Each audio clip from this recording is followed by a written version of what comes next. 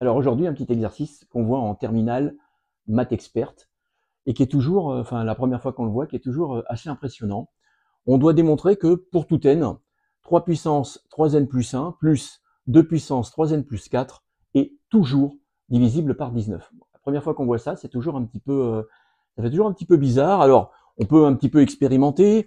Si je prends n égale 0, ça fait 3 plus n égale 0, ça fait 2 puissance 4, 2 fois 2, 4 fois 2, 8 fois 2, 16. 3 plus 16, oh, miraculeusement, ça fait 19. Si je prends n égale 1, je ne sais pas si je vais pouvoir faire le calcul encore un petit peu. 3 fois 1, 3 et 1, 4. 3 puissance 4, 3 fois 3, 9. 9 fois 9, 81. Plus n égale 1, 3 fois 1, 3. 3 et 4, 7. 2 fois 2, 4. 8, 16, 32, 64, 128. 128. Ça fait 209. Et 209, ça doit être divisible par 19. Ça doit faire 19 fois 11, peut-être bien. 19 fois 10, 190. Ouais, ça, 209. Ça colle. Bon, après, c'est déjà plus possible de le faire parce que les puissances deviennent trop fortes. Et donc, je peux pas le calculer, sauf à utiliser Wolfram Alpha. Alors voilà un petit peu, on va essayer de voir par quel miracle ça fonctionne. Alors d'abord, on fait un petit peu une transformation, bien entendu, hein, je vais utiliser les congruences. C'est-à-dire démontrer que c'est divisible par 19, je vais devoir démontrer que ce truc-là est congru à 0 modulo 19.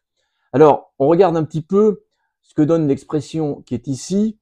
Alors déjà, je peux l'écrire comme ça, 3 puissance 3, pardon, le tout à la puissance n fois 3, plus, et l'autre, je fais le même style, 2 puissance 3 à la puissance n fois 2 puissance 4. Soit dit en passant, on voit le 3, on voit le 2 puissance 4, c'était ce qu'on voyait aussi sur notre premier exemple. Alors, je transforme encore un tout petit peu, ça ferait 27 puissance n, vous allez comprendre à quoi ça va servir, fois 3, plus 8 à la puissance n, fois 2 puissance 4. Voilà. Et je me souviens de cet exercice parce que quand je l'avais fait dans ma classe, il y a déjà quelques années, en maths experte, il y avait un élève qui avait dit assez fort dans la classe à ce moment-là, Monsieur, 27 égale 8. Alors, c'est sûr que si jamais 27 est égal à 8, on peut toujours rêver. Si jamais 27 est égal à 8, regardez ce qui se passe. J'ai 8 puissance n, 8 puissance n, je mets 8 puissance n en facteur, et il va me rester 3 plus 2 puissance 4, 19. C'est bon, ça colle. Je me souviens, toute la classe avait rigolé, mais en fait, c'était lui qui avait raison. Alors, 27, 27 n'est pas égal à puissance 8, mais regardez les notations. Je ne sais pas qui a inventé la notation congruence, mais 27 est congru à 8 modulo 19. Donc regardez bien l'idée, hein, grande idée de celui qui a fait cette notation. Je le remercie, je ne sais pas qui c'est. C'est pas égal qu'on note, hein, mais si on met une troisième barre, et 27 congru à 8 modulo 19, pourquoi? Bah parce que 27 moins 8, ça a le bon goût de faire 19.